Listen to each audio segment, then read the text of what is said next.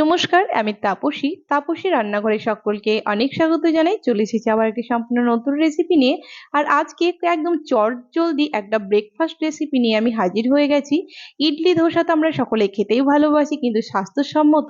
আর এই আপ্পামও কিন্তু ততটাই স্বাস্থ্যসম্মত, খেতেও কিন্তু ভীষণ ভালো লাগে। তো চলুন, প্রথমে আমি এখানে একটা বাদামের চাটনি বানিয়ে নেব। তার জন্য এখানে হাফ কাপ মতো রোস্টেড আমি এখানে বাদাম নিয়েছি 5টা কাঁচা লঙ্কা। এখানে রসুন কোয়া নিলাম আমি টোটাল 4 পিস, কিন্তু খুব ছোট সাইজের, তাই অল্প একটুখানি নিয়েছি। এখানে আদা, এখানে মানে সুন্দর টেস্টের জন্য হাফ চামচ দিয়েছি চিনি, দিয়েছি পরিমাণ মতো নুন, 1 টেবিল চামচ দিয়েছি টক দই, আর এখানে 1 টেবিল চামচ দিয়ে দিলাম জল। এবার একটুখানি প্রথমে মিক্সিতে দেখুন ঘুরিয়ে নিয়েছি, পুরোটা এখনো কমপ্লিট হয়নি। এর মধ্যে যেহেতু আমার কাছে রোস্টেড ছোলা নেই, আপনাদের কাছে রোস্টেড ছোলা থাকলে সেটাই দেবেন। তো আমি এখানে দিয়ে দিলাম ছোলার ছাতু ছিল, তাই আমি হাফ কাপ ছোলার ছাতুই দিয়ে দিলাম। চলুন এবার একটু পেস্ট করে নেব। দেখুন একদম পেস্টটা সুন্দর হয়ে গেছে। তবে হ্যাঁ, যেটা আপনাদের দেখানো হয়নি, পরে আমি হাফ চামচ মতো কাশ্মীরি লঙ্কা গুঁড়ো দিয়েছিলাম। আর পরেও কিন্তু আমি 2 টেবিল চামচ কিন্তু জল দিয়েছিলাম, দিয়ে ভালো একটা পেস্ট বানিয়ে নিয়েছি। এবার শুধু তড়কা লাগানোর পালা, তবে এমনিও আপনারা কিন্তু খেতে পারেন। দেখুন এখানে এবার আমি দিয়ে দিলাম 2 চামচ মতো এখানে রিফাইন্ড অয়েল দিয়ে দিলাম।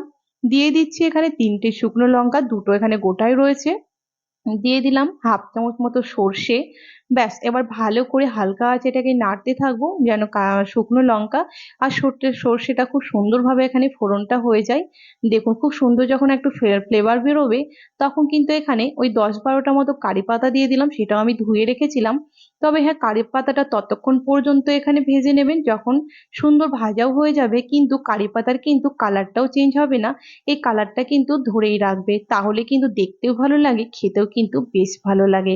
তো দেখুন এবার কিন্তু ভালো হয়েও গেছে। এবার গ্যাসটা বন্ধ করে 1 চামচ আমি প্রথমেই দিয়ে দিয়েছি। ভালো করে এবার চামচ দিয়ে বাদামের চাটনিটাকে মিশিয়ে নিচ্ছি, তারপরে পুরো তরকাটা কিন্তু চাটনির ওপরে ছড়িয়ে দেব। দেখুন পুরো চাটনির ওপরে কিন্তু ছড়িয়ে দিলাম। তবে আপনারা এই আপ্পামের সঙ্গে কিন্তু নারকেলের চাটনিও করে নিতে পারেন, সেটাও কিন্তু খেতে বেশ ভালো লাগে। তো দেখুন আমার চাটনিটা বাদামের একদম রেডি হয়ে গেল। চলুন এবার আপ্পাম বানানোর পালা। এবার বড় একটা মিক্সি জার নিয়ে নিলাম এখানে 1 বাটি, মানে 1 কাপ নিয়ে নিলাম এখানে আমি সুজি।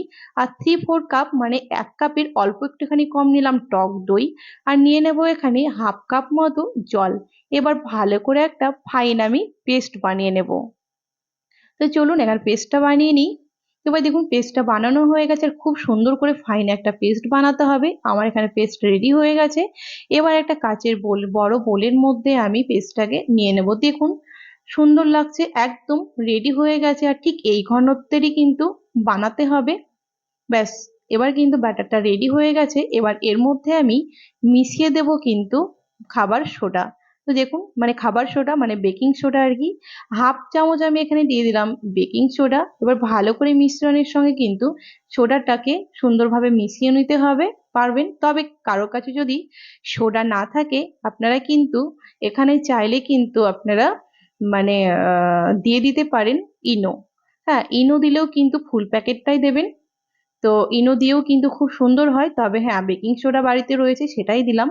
এবার দেখুন প্যানের মধ্যে ব্যাটারটাকে দিয়ে দিচ্ছি। যেহেতু প্যানটা খুব ভালো করে এখানে গরম করে নিতে হবে, তারপর আঁচটা একেবারে কমিয়ে নিতে হবে। আর এখানে আমি হাফ কাপেরও হাফ মানে বাটি হাফ কাপ করে দিচ্ছি। আর দেখুন কিছুক্ষণ পরে আপনাদের আমি খুলেও দেখাচ্ছি এটা ঢাকনাটা। আস্তে আস্তে দেখুন খুব সুন্দরভাবে জালিদার হয়ে যাবে, আর ওপরের অংশটা একদম শুকিয়ে যাবে।